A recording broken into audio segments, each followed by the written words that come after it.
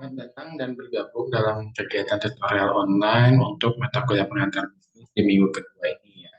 Jadi harapannya kalian setelah mendengar kuliah ini, kalian bisa menjelaskan kembali berbagai konsep berdagang dan pasar serta berbagai hambatan utama bila melakukan perdagangan di pasar bebas atau perdagangan di negara lain dan menjelaskan etika bisnis dan juga Oke, saya akan share materinya. Konsep dasar berdagang dan pasar bebas.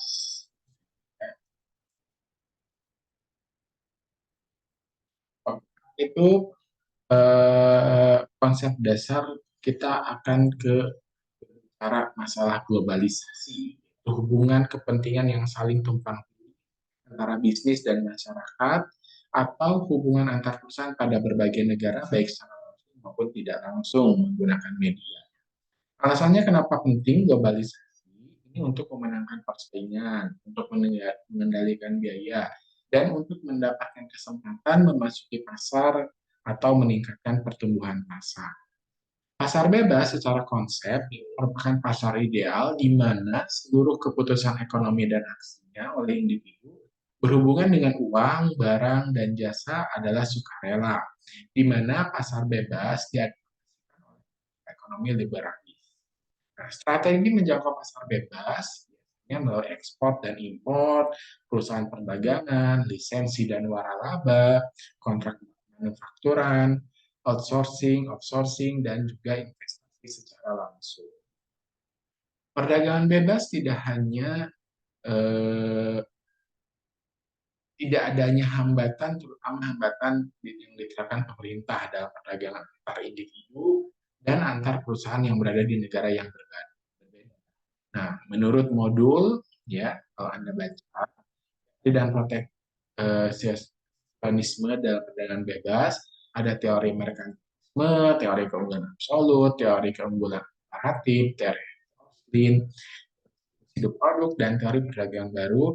Ini silakan Anda baca di modul 2. Ini salah satu contoh grafik ekspor impor tahun 2005 sampai 2013 yang merupakan imbas dari perdagangan. Selain perdagangan bebas, di sini kita membahas tentang etika bisnis, tanggung jawab, dan tanggung jawab sosial. Ya. Apa itu tanggung jawab sosial? Tanggung jawab sosial itu adalah tanggung jawab yang dibebankan ke individu, gitu ya, akibat dari adanya norma yang ada di dalam masyarakat. Sehingga ada beberapa tanggung jawab sosial yang harus dilakukan oleh perusahaan, dan ini menyangkut etika. Di antaranya manajemen yang ramah lingkungan, gitu ya. Jadi ini berakibat sosial, etika manajerial. Jadi ketika beretikanya harus seperti apa?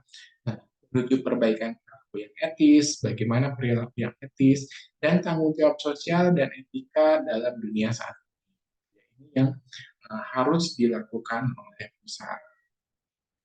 Etika dan bisnis tanggung jawab sosial. Etika bisnis adalah prinsip dan standar yang menentukan perilaku dalam organisasi bisnis. Itu menurut Jadi perilaku tadi kita bicara perilaku etis, ini adalah keyakinan individu dan norma sosial mengenai hal mana yang baik dan mana yang benar.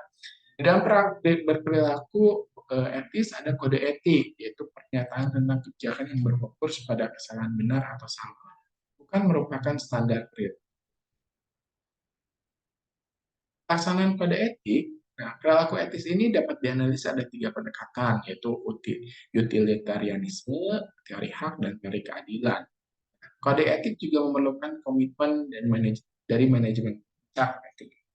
Nah, etika bisnis ini biasanya sering tumpang tindih dengan etika lainnya, seperti etika lingkungan, etika politik, medis, dan jadi nanti kalian baca apa itu pendekatan terkait utilitarianisme, teori hak, dan teori keadilan di modul.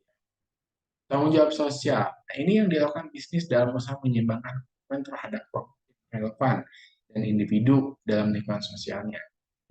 Nah, biasanya ini ditujukan ke beberapa objek, diantaranya kepada pelanggan, karyawan, investor, kreditor, dan juga kepada lingkungan.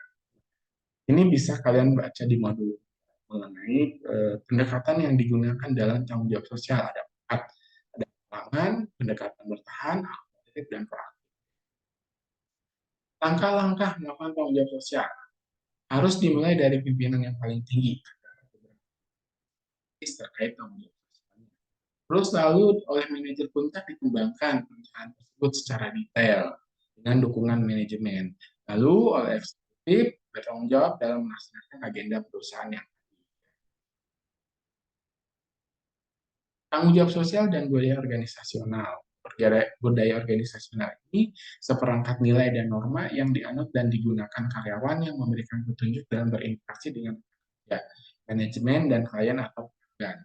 Apabila budaya dikaitkan dengan kemampuannya menyediakan keunggulan bersaing, maka ada kondisi yang harus dipenuhi.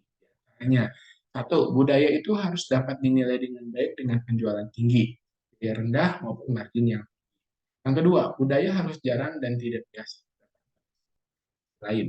Yang ketiga, budaya tidak dapat ditiru dengan ini yang kondisi. Sekian video pengantar untuk pertemuan atau ini. Jangan lupa untuk baca modulnya, aktif dalam diskusi, dan mengerjakan. Sampai jumpa di sesi berikutnya.